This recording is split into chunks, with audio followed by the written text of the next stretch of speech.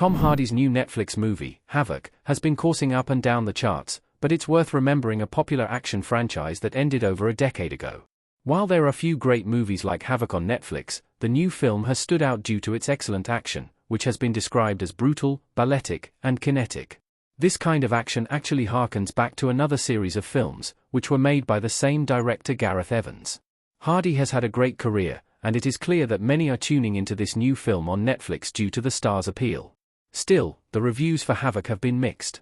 While the action is beloved, the overall film has received a far less generous response due to story issues and unconvincing CGI.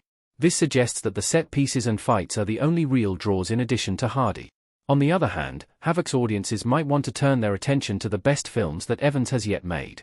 After Havoc, you need to watch Gareth Evans' action movies The Raid and The Raid 2. The new Tom Hardy movie was helmed by one of the best action filmmakers.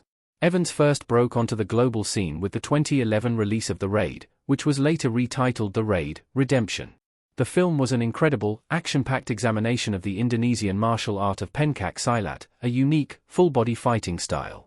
This fighting method in the acclaimed film, where a drug lord's apartment was attacked in Jakarta, resonated greatly with audiences, who were drawn to the unique action and excellent direction. The film was followed by a sequel in 2014.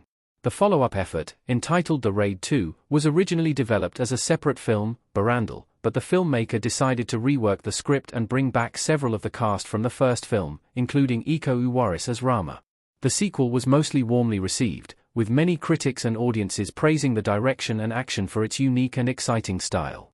Great praise was also given to the scale and fight scenes of The Raid 2. The Raid and The Raid 2 are even better action movies than Havoc. The new Netflix film pales in comparison to The Raid.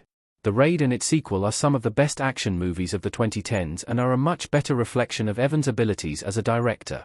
Havoc suffers from story issues and was developed directly for Netflix, not for theaters.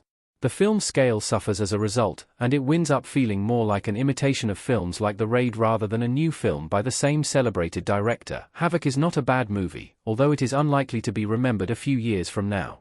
Instead, anyone who enjoyed the frantic action and the excellent fight choreography on display in the new film should go back and visit The Raid and its sequel.